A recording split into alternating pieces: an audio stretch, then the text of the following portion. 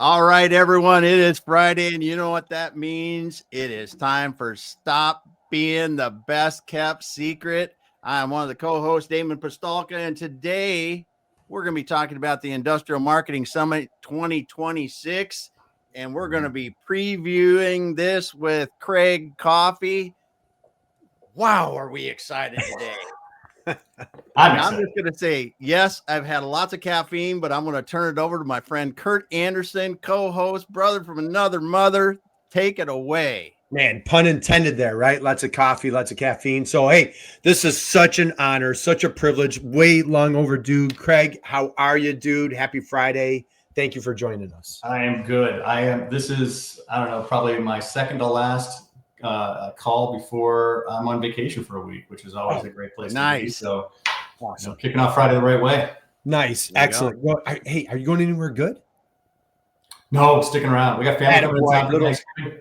Looking forward to. I'm the mashed potato guy for our family Thanksgiving. So there you go. I just found out that could be 30 pounds of mashed potatoes. We've got you.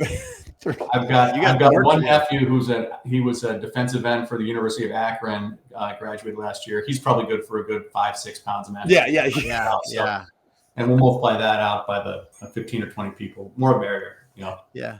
That is awesome. You are a critical cog to the Thanksgiving wheel, my friend. Yeah. I've proved myself year after year, and now they depend on it. So I'm proud to say that there are rarely leftover mashed potatoes at the end of Thanksgiving. So man, Damon, are you getting hungry right now? It's lunch where I'm at, so it's I'm getting a little hungry right now. So, Craig, super excited.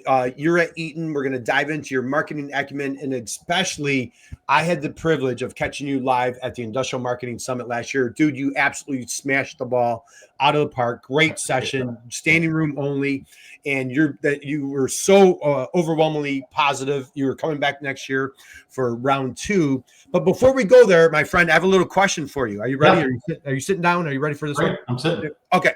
Craig, when you were a little guy growing up, who was your hero? Who did you look up to? Who did you admire? Who showered you with unconditional love? Who was your hero? Okay. I was going a different direction when you first asked that question. I'll give you the fun answer. Give us the first one, and then we'll give us both. Well, I'm going to date myself. The $6 Million Man. Steve Austin. Steve Austin. Yeah. If I couldn't be the $6 Million Man, I don't know, man. But did you have the doll? Did you look through their head? It's action figure. We call them action figure. Yeah. Okay, it's an action figure. Come on, David. You got to be manly when you're talking about Steve Austin. My collection of action figures lasted exactly as long as until I discovered fire. Then everything became the Human Torch.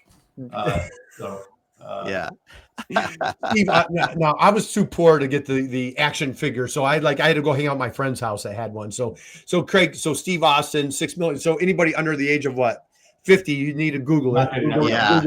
Google the $6 million man. What with inflation, what would he be today? You guys have any idea? $6 million. Come on. 60 million. That's a mid-sized mortgage these days. Like with inflation, must be 100 million. So you got at least put a zero behind. Craig, who's number 2 hero that came to mind? Oh, geez. God, I'm going to get sentimental. So I grew up in foster care. I mentioned that because I'm involved in a foster care charity now called Cleveland Angels. And my foster parents, they absolutely saved my life. So nice. Man, God, awesome. And what are foster parents? What are their names, please? Tim and Barb. Shout out to Tim and Barb. Shout out to Tim and Barb. God bless them, and and kudos to you. My father is very active with. He raised a foster son himself. He couldn't put up with me, Damon, so we got another one. Yeah, I'm just kidding. He was like, that kid's a disaster. Let me try this another time. So, but my heart goes out to you, your foster parents, and what great work you're doing at Cleveland Angels. That's wonderful. So, awesome. Craig, let's dive in. So you go to, we were geeking out before we went live. You have, you're a graduate of Gannon University, wonderful university. And you found yourself in marketing, particularly you're a B2B marketing guru. When you were at Gannon University, were you thinking like, hey, I'm going to get into this manufacturing industrial space? Or no, not really. So I always wanted to be in advertising. I thought that was the way I wanted to go. Found out that maybe let's just put it this way. I wallpapered my room in college, my last year room in college, with rejection letters from every agency from Pittsburgh. But it's just for people on the call who don't know, Erie sits 100 miles away from Pittsburgh, Buffalo, and Cleveland. So I figured I was going to go to one of those three big cities because there was no opportunities in Erie. And I literally went through Yellow Pages at a library. This is, again, we're Stone Age stuff, pre-internet. Went to the library like the last month I was graduating, and I wrote introduction letters and sent my my portfolio to every agency in a phone book in the tri-state area, and I literally got no nibbles. So I moved to Cleveland the day I graduated to take a construction job with now one of my best friends, brothers, and learn how to, like, my first thing I did out of college was learn how to push a broom correctly and drive a backhoe. So, and that kind of set me on the path to in the industrial side of marketing. You know, my very first marketing job was actually it was supposed to be a sales job, and I was working for a company called Inland Waters Pollution Control. It started out as Samsel Supply, Samsel Services. That was the company, believe it or not, that cleaned up the Cuyahoga River after it lit on fire in 1969. Oh, wow. Yeah. So that was the outcropping of that business, became this pollution control business. And I started in sales there, and then I saw I needed to do marketing, and that was my very first marketing job. But that was before like anybody really talked about industrial, or well, they didn't call it B2B marketing. They really called it industrial marketing. I think there was even an industrial marketing major at Gannon, but I wasn't involved in that. I came by way of like the English department. So I was a professional writing major, which is kind of arrogant in its face to have a major that's professional writing. No longer exists now. So, yeah, so that's kind of how I got into it. And it wasn't really until I landed at Parker Hannifin, which took I was with the Inland Waters, and then I worked for a Caterpillar dealer doing marketing for them locally. They were the state of Ohio cat dealer. And then I went to Parker Hannifin from there. And that's when I really, really found my tribe. I went to, it was the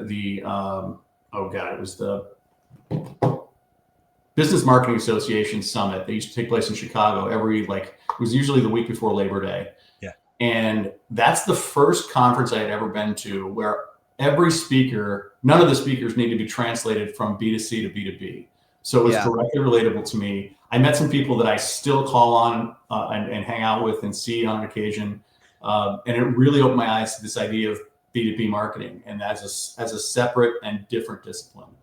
And that led to industrial marketing, which led, I've kind of stayed in that lane through Parker or Lincoln Electric, and now to Eaton. So it's been a long journey, but so much in there. Gosh, I mean, and again, like the who's who, Parker Hannifin and Cat, and now you're at Eaton, and how what made you gravitate to like these mammoth names, big brands? Anything in particular? Was just like where the jobs were, or I think when I went from Ohio Cat to Parker, I just kind of wanted to be in the big leagues. Like I wanted to play and luckily all these companies basically circle the 271 corridor in Cleveland, so that's all relatively local to Cleveland. Yep. But it gave me an opportunity to kind of flex a different muscle, work in a different environment. And there's pros and cons to all that. I mean, like thinking about like the folks at IMS, I recognize that a lot of the people coming there maybe they're the chief cook and bottle washers of their marketing departments and doing it all. Yeah. I had that experience. And so I recognize the challenges of that experience 100%. And then going to kind of gradually more sophisticated marketing organizations, there's gives and takes. I mean, more sophisticated equals more bureaucracy, more red tape. Yeah. Less autonomy. Takes more time sometimes. More process. All good reasons to have that stuff. But sometimes the grass is always greener. Sometimes you think, boy, if I could just go back to and be the guy who got to make the decision, execute the decision, and reap the benefits of the decision, there's some value there too. Yeah. So shout out to the guys who are doing it all. Yeah. And that's, and I like what you're saying, found your crowd, found your peeps. And that's, and we're here talking today about the Industrial Marketing Summit. And that's a line that people are frequently using, like, oh, I found my people. And It's, it's a little bit where being in that B2B space, I don't want to say like we're kind of like Misfit Island or a little bit of oddballs, but it's not a common theme, if you will. And so having a conference exclusively for that industrial B2B folks, where typically it's a solo marketer, they're by themselves, they're trying to do everything, and it's great to come together. Yep. It's great to come together. So let's do this. I want to give us a shout out on Eaton. Tell us a little bit about Eaton. And then I want to slide into, you've got a great jam session coming up at the Industrial Marketing Summit. But who is Eaton? How do you and your team make the world a better place? So Eaton is a global manufacturing organization. We serve a variety of industries, and people experience us from everywhere from, if I say Eaton to some crowds, it's truck transmissions and or performance automotive parts. We have a nice play in electric vehicle, both charging infrastructure and on the OEM manufacturing side of things. I'm on the electrical sector of Eaton, which is, from a segment standpoint, I manage the global residential segment marketing. But think about that as utilities, industrial, residential, commercial buildings. What am I missing? We have an aerospace group. I mean, we are a substantial organization, but but like a lot of the people who go to IMS or recognize, we are probably not the first company that comes to mind. We are a supplier. We're more of an ingredient brand to a lot of companies, but we're trying to change that, especially in the residential side of our business, where we have the opportunity to sell directly through retail in some countries, including US. IT is data centers. Data centers is huge for us. I can't believe I almost forgot that. Data centers and the explosion of AI right now is a huge power play for us. We're very much involved in all the spaces, like look at rack space, cooling and heating, energy storage. These are all. I'm just kind of like we have a lot going on. We're the one place when I was at Parker Hannifin, we were competitive in the hydraulic space. And I think it was probably 5-6 years ago, we divested our hydraulics business and focused more on the electrical and industrial sectors, which includes aerospace. But we play in a lot of places. I always tell people, if you go around your homes, specifically if you go to your electrical breaker box, there's probably a 1 in 4 chance that you've got an Eaton panel and Eaton breakers in your house, or light switches, or outlets in your house. So that's the space that I play in. Yeah. A lot of behind the scenes products that people don't even know that they're touching your product. They have no idea. Yeah. I was just having dinner with a friend, was telling me about the stuff, some of the amazing things that they're putting in the data centers, as far as just the cabling and throughput and the speed, and with the fiber and the things they can do. And I know Eaton's one of the players and that kind of stuff. I'm looking at that. It's on the screen right now. And one of the things that I always think it's funny, but it's always a good story, is golf grips. Why are we in golf grips? Yeah. So we own a company called Golf Pride. Golf Pride is probably one of the best-selling golf grip in the world. And the story that I heard, and we'll test this out to be true, maybe somebody called BS on this, but the story I heard was, when we were in the hydraulics business, we had excess capacity in our one of our rubber lines. So somebody said, why don't we try making golf grips? And it just, through our divestiture of the hydraulics business, it kind of hung around. It makes good money for it. So it's good. And nobody ever knows it's part of Eaton, but you'll recognize that every time. There's a much higher percentage of you having a Golf Pride golf grip in your golf bag than there's probably one of our light switches even. But we'll work to change that. Very cool. So Craig, for folks out there, that smaller manufacturers, they're like, geez, I'm doing marketing at a 100 person manufacturer. We custom contract manufacturer, or maybe they're a small OEM. Working at a mammoth company, just share a little bit of the insight, not necessarily, hey, day to day, but what are some of the marketing challenges? What are you tackling? What are you excited about? Share us a little bit on the inside from your perspective. I think some of the challenges are the same. And when, everybody sees Eaton as, we're a very large organization, both by employees and by revenue, but we operate tight and in groups we operate in are relatively tight and small, and we're, again, not autonomous. We can't just do what we want to do. We have to, the remainder of this year, we're always spending proving business outcome cases for asking for more budget extension. Yeah. This is the kind of fight that we fight every day. It's prove to me the marketing's working. I think that happens everywhere. That's universal. Yes. Prove to me that if you spend money that will make money, get eyeballs, get leads, whatever, we deal with that every day. So I think that's common to us. but again, we have the challenges of we're a relatively siloed, sometimes fractured organization.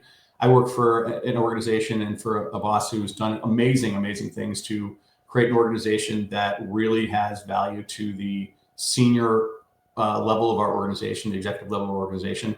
This is probably I would say without a doubt, this is the first organization I've ever worked for where marketing really has a seat at the table. And it's not just it's not just marketing. I always kind of point this out. Usually at most organizations, you've got to kind of look at the big S, little M. So sales is generally bigger than marketing, and marketing is kind of subservient or reporting to sales. We're on a parallel track with sales, which is great. So we get a lot of respect because of that.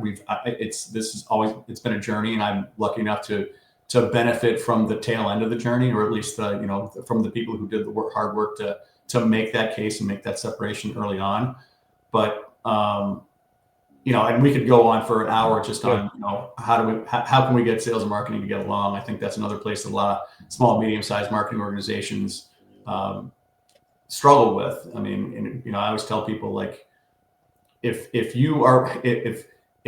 the chief marketing person in your organization's title has sales in it, then you're in a sales organization, not necessarily a marketing organization. And they know that. So, helping people find their way so that marketing has its own dedicated kind of path to the leadership is really, really important. I think that's really important though, too, because when you try to mix sales and marketing as the organizations get larger, you always have that conflict. Am I selling?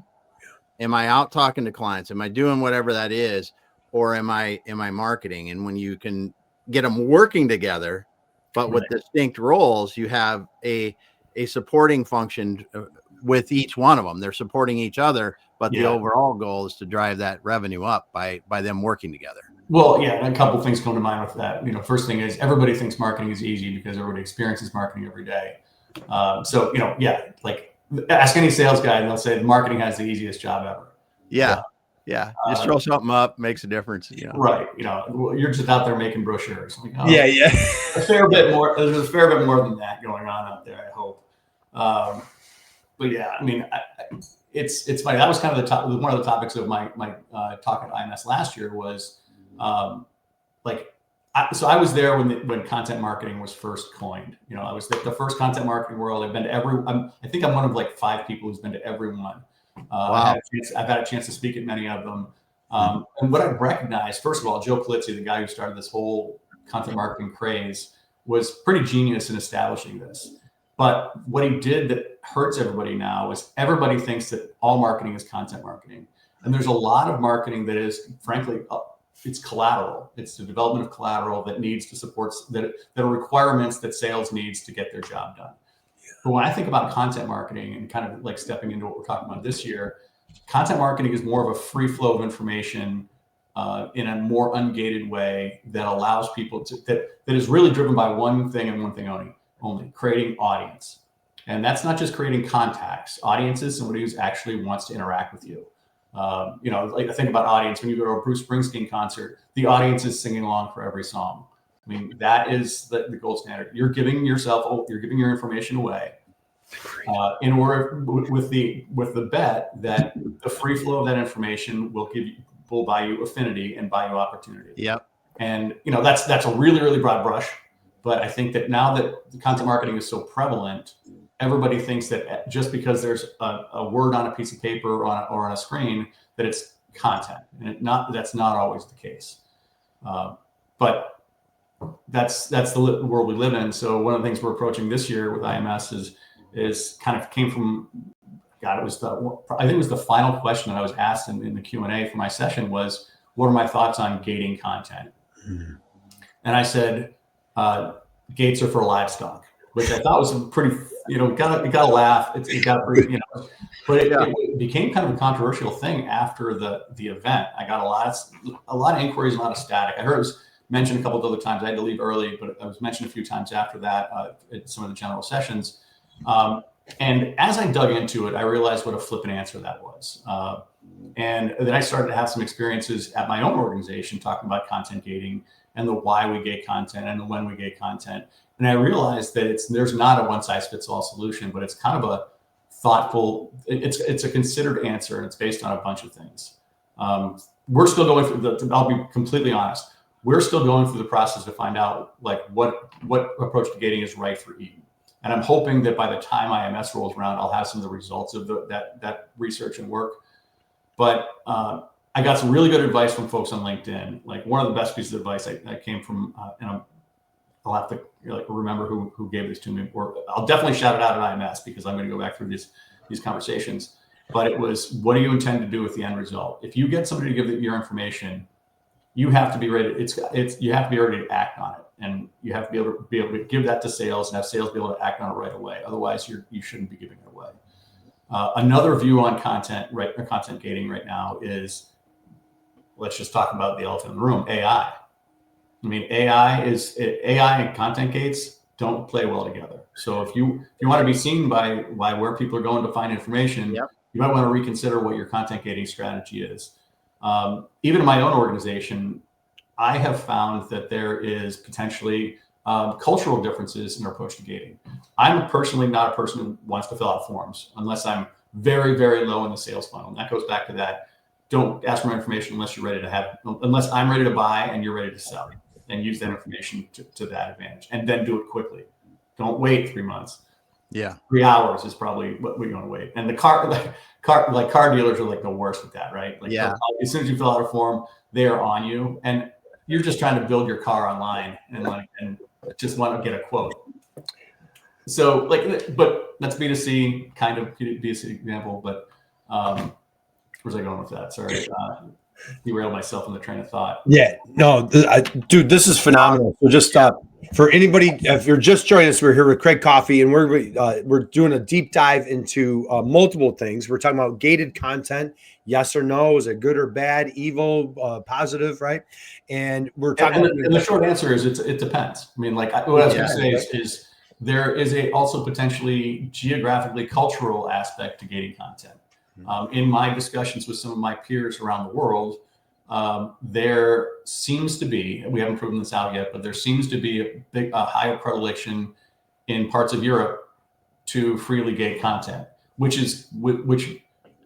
to freely gate content, to openly gate content. People are willing to give their information up, which to me is counterintuitive, given all the challenges from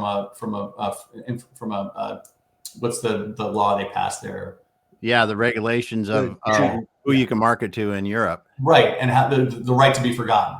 Yeah. So maybe it's because they have the ability to be forgotten there that they're willing to say, for this case, we'll give you information, but only for this case.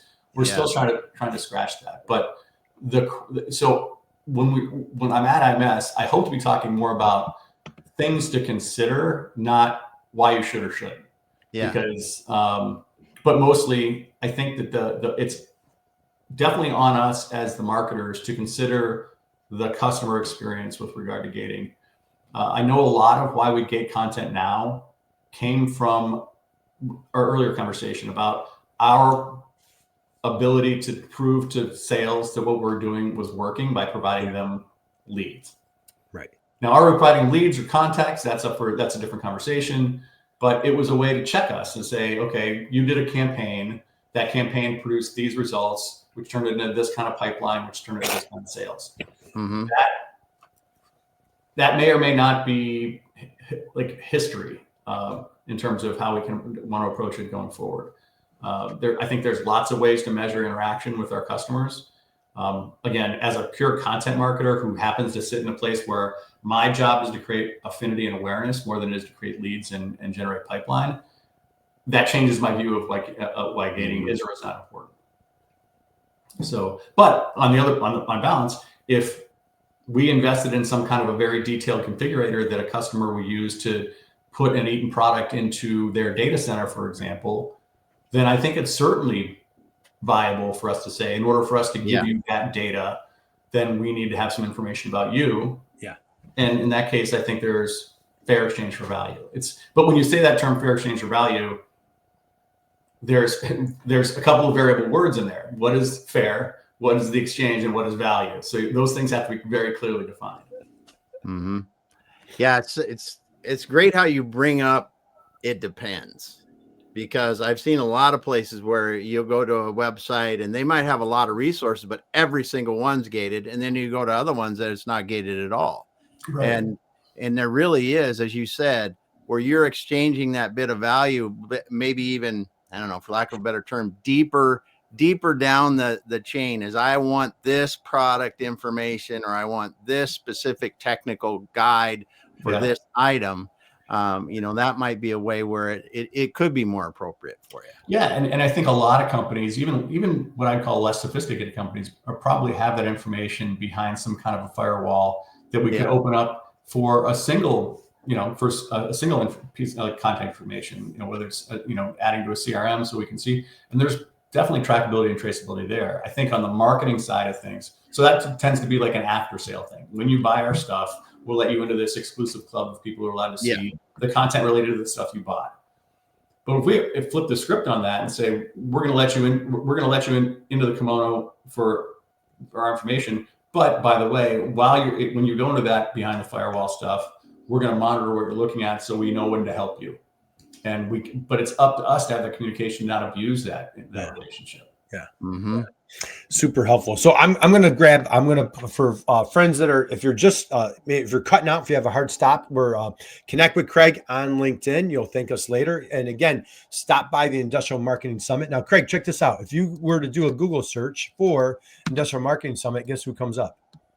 Hey, look at that handsome guy right there. That ugly son of a bitch. Look at that right there. That's sorry, Industrial Marketing Summit. You can do better than that. That's so. Hey, we got Craig. Craig is coming up right on the first page of search. So let's take a look at the speakers. So Craig, we've got you right down here, and so look at this, guys. Like all sorts of amazing, incredible topics. Great speakers. I tell you, the team, our friends at True Marketing and Gorilla 76, they've done an incredible job putting together a who's who. And hey, here's this handsome devil right here. So, Craig, as you were describing, the topic kind of came about at the end of your great session last year. And so let's dive in. I felt you were doing a great job talking about like SEO a little bit before we went live. Share a little bit, like for our SEO friends out there, about like why maybe you want to reconsider that gated information from an AI and SEO standpoint. Yeah, we've got a close colleague of mine who runs our SEO business for the electrical sector, and I talk a lot about gating. And it's funny, we're the guys who have the meeting that's going on behind the meeting, like we'll be talking about.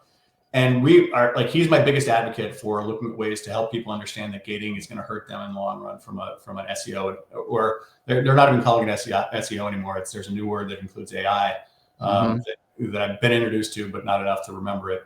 And it's just that you're putting a wall between the crawlers, and I'm using old terminology, and our content when we gate everything.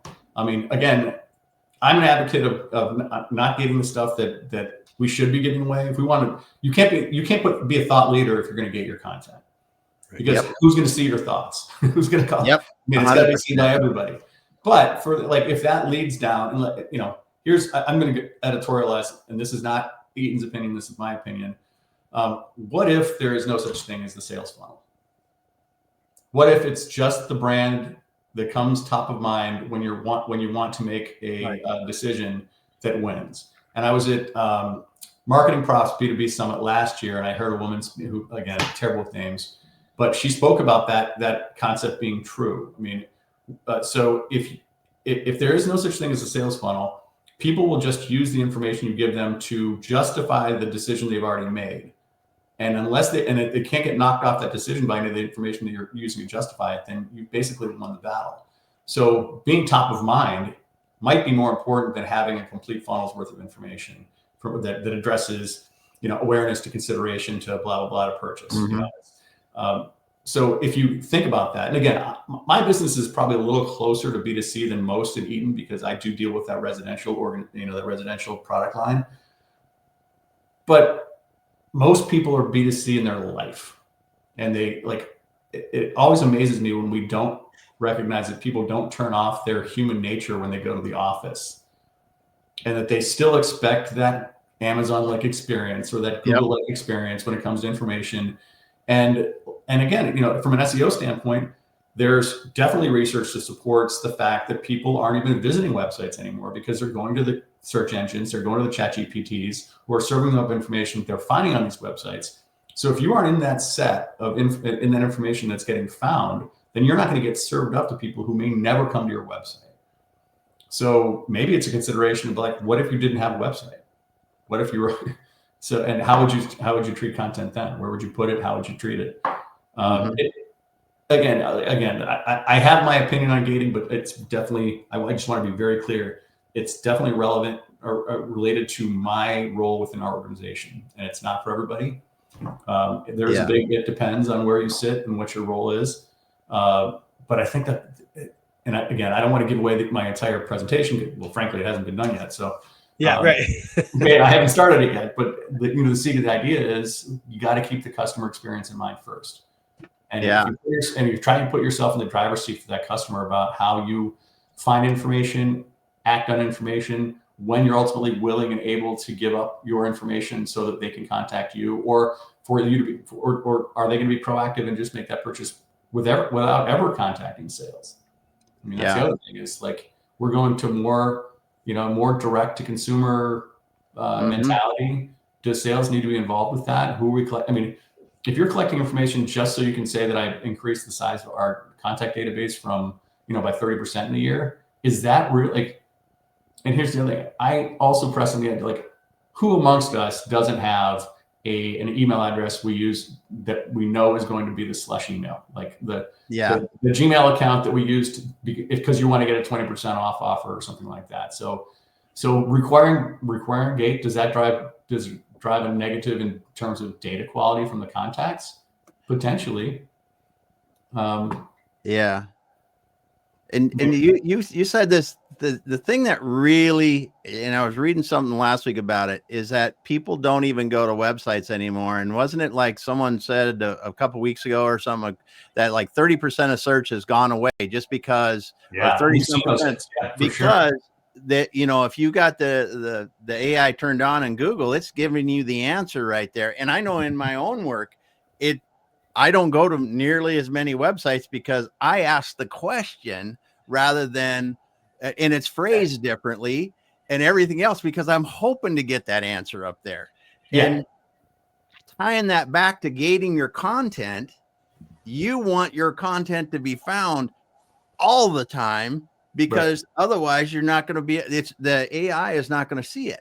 Yeah, and like where again, using myself as, and you hate to fall into the trap where you think you represent your end user customer 100%. You got to validate this with testing, but make some assumptions. Like I will go to those websites if I see a link that I think will support either some research or something that I'm doing, and then I'll decide whether or not that link is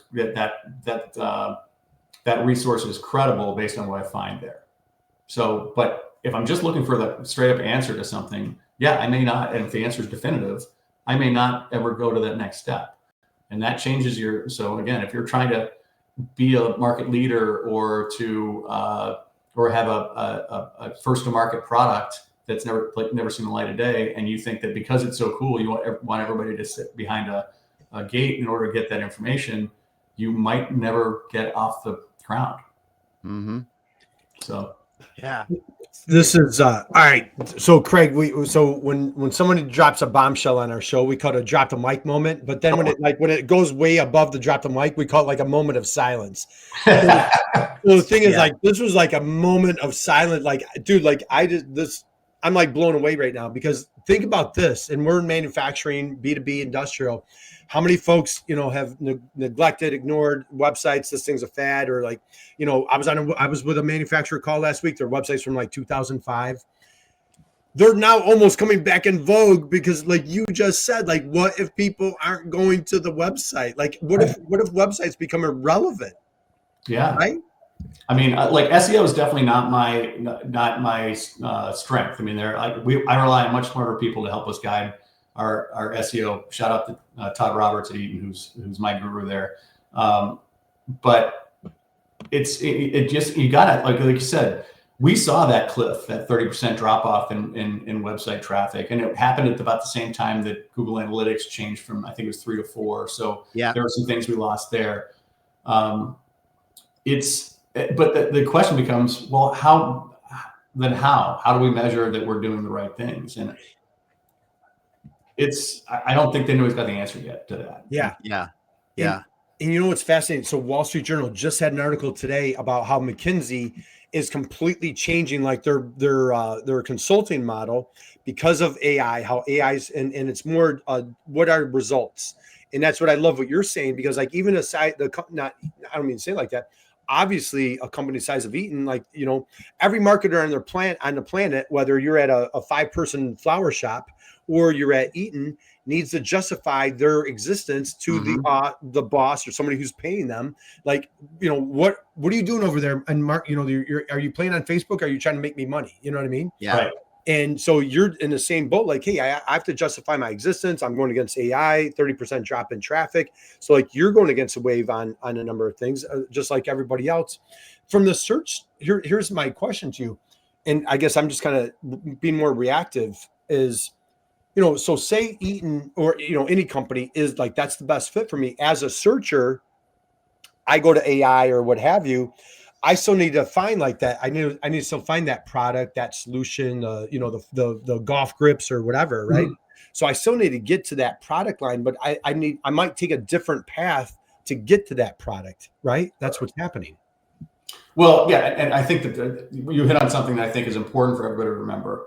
Is that people aren't looking for products; they're looking for a solution to a problem.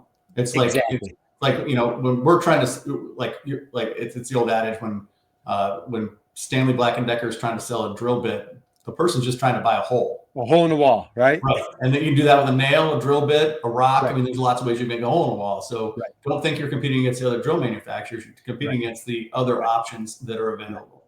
Yeah. So I think framing that, like knowing that there's a broader audience to that solution is important. Yeah.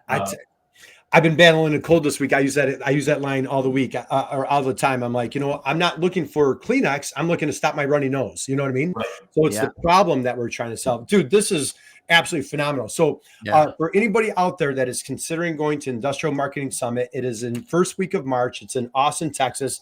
You get to hear Craig live in person. All sorts of other great, amazing speakers. They've got a great keynote, Rand Fishkin this year. And we have a little coupon code, Damon. Yes, we do. Do you remember what is that coupon code? Do you remember? No. It's B2B tail. So letter B as in boy, number 2, B as in boy, tail, just like your dog's wagging their tail. My dog doesn't have a tail. It's a little bulldog. But so B2Btail.com, you put that in when you go to register, and you're going to get a little coupon. You're going to save a significant amount of money just to get to go see Craig live. Craig, what else? What other takeaways, and what were you super excited about from IMS 2025 that you're super excited about for 26? Yeah, well, first of all, shout out to True Marketing Grill 76. Those guys put on an amazing event. My understanding is that because of the size of the event last year and their anticipated growth, they're moving to another larger venue this year. Yeah, it's a bigger venue. Yeah. I think that those guys have their finger on the pulse of something that is becoming a movement. I mean, first of all, it's just really like we all went through COVID. We don't have to beat the dead horse on that one, but it's so nice to get together with people who get what your struggles are. Yep. What I tell people who go to these kinds of events all the time is leave your ego at the door. Everybody has something to share and something to gain when you go to these kinds of events. Yeah. The folks at True, I've known Wendy Covey since, God, I think I saw her speak first about the research they do consistently on industrial marketing and engineers in specifically and how they search for information. And she's a clinic herself. I mean, she's great. No lack of fun to be had. First of all, I'm sure there'll be karaoke. I will embarrass myself as I typically do with some rendition of some terrible song that I don't know all the words to. So check your ego at the door. Bring your fun. Get ready to learn. And here's the thing: I like anytime you get to be in front of people who are your peers or sat where you sat. There's in events like this, you make friends that you'll have for your entire career and sometimes your entire life outside of your profession. This is the network that will help you get to your next level if that's where you want to go. I always tell people too, I wish I would have started looking for opportunities to speak at events like IMS 15 years ago, 20 years ago. because there's always some knowledge that you can drop that you've learned. Don't be afraid to do that. Look for opportunities to stand out in a crowd. They're there. Austin's gorgeous. I mean, I can go on and on. So yep. It's all the cool kids are going to be there, so you don't want to miss out. If you're thinking, geez, I might have FOMO. Yes, you are going to have FOMO. You need to be in Austin. I had to leave a day early and I had FOMO. So I was like, yeah, exactly. So it's, I'd say, and Craig, what we're doing is we're shamelessly, I think almost every speaker is going to be coming on our show, just kind of giving a little sneak preview. So it's great for Dame and I. Then, like, a perfect example, we just get a free little masterclass from our good friend Craig. And so, Craig, first off, we're going to start winding down. I want to give a huge, massive thank you to you. But before, I've got a couple more questions before we wind down and close out. Here we go. So number one, what I love to ask, dude, you've had an amazing, incredible career. And also I'd be remiss if I didn't say this. And I know you're a very modest guy. And I started saying this earlier. You are an amazing, incredible public speaker. I was at your session last year, and Damon, I'm telling you, and everybody out there, he just commands a room. There was a little bit of like technical difficulties. He handled it so seamlessly, and he's funny. He's hysterical. And just, I loved every bit of it. And of course, I love all the speakers, but we won't say which one was our favorite, Craig, but you were, but I'm just kidding.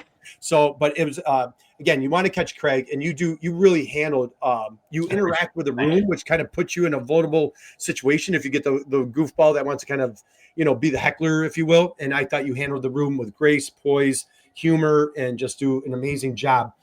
As we wind down, I love to ask folks best business advice. What's the best business advice that you recall, maybe your days at Gannon or through your career, a mentor? What would you like to pass along? Yeah, this is I hate to say this, and it's just kind of a sad state of affair, but I can say this because I'm late in my career now and I don't plan to leave Eaton. But sometimes you got to move out to move up. Sometimes the only place you're going to be recognized for the things you do well are going to be recognized by your next employer, not your current employer. Yep. So that's a tough one to swallow for a lot of people. Maybe generationally, that's not as big of a deal, but I've got a lot of companies in my resume because each one represented an opportunity to move up in my career, either to gain more knowledge, to gain more responsibility, to broaden my horizons. So I would tell anybody who's young in their career that they should look at that way. Again, my horizon is not long, so I love where I'm at right now and don't anticipate, God forbid, moving out of Eaton, but that's one I think that everybody should recognize. Nice. Oh, great advice. Don't be afraid of the void. Hey, dude, you got another 25 years ahead of you, right? So, Damon, takeaways, thoughts. What really hit you hard today with the conversation with Craig? Oh man, so if someone is contemplating going to the Industrial Marketing Summit next March, I just go get signed up for it. You can use the B2B tail code, get a good discount on it, and be able to go to it. But there are a ton of speakers, Craig being one of them, and like you said, Craig's our favorite today. He's awesome. Today. Yeah. No, I mean, because you are in that world and you really understand what's going on, and not just from being at Eaton, but your wide variety of experience from back when you're, a local kind of place or a Caterpillar dealership, or the different things that you talked about, and through Parker Hannifin and different kinds of product. Wow. Being able to, and just thanks so much for being here today.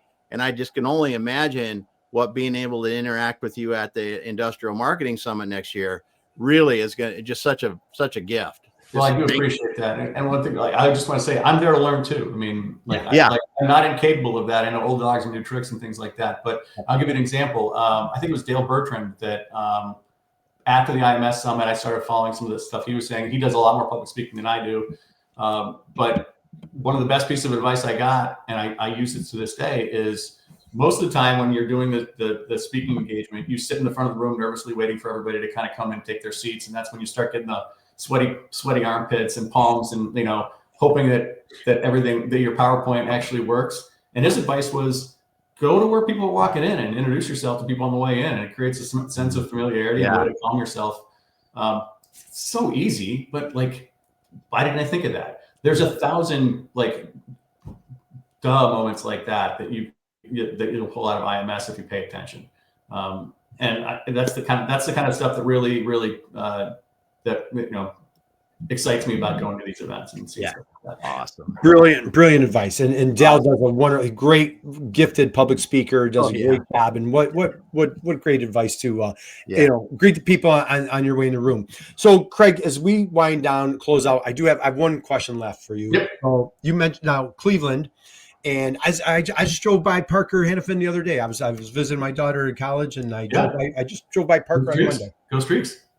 Go Streaks, dude. I got my Go Streaks shirt over there. So, now, are you a Guardians fan? Are you a baseball fan by any chance?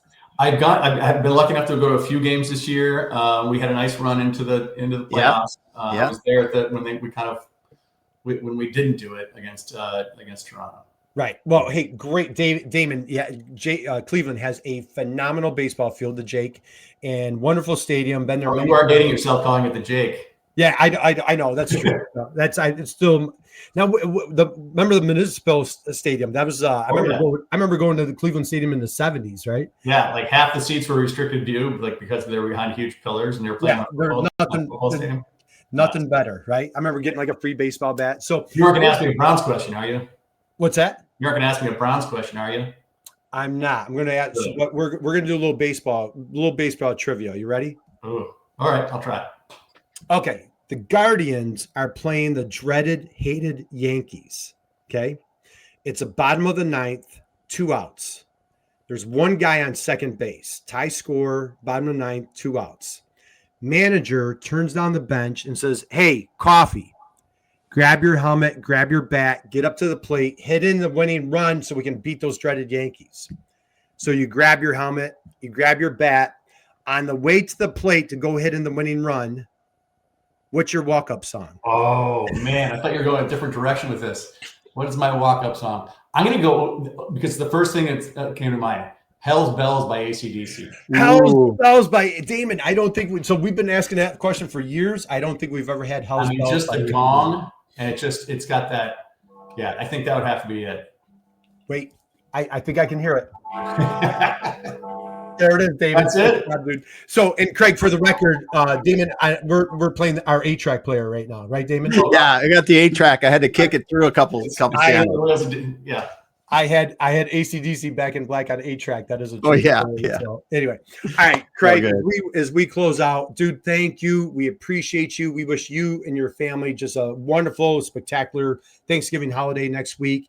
Any last parting thoughts, words of wisdom that you want to share as we close out? No, just have a really, really safe and happy Thanksgiving and holiday season. Come back refreshed, and you'll be amazed how quickly it goes from December to March. And we'll see you guys all in Austin. Yeah.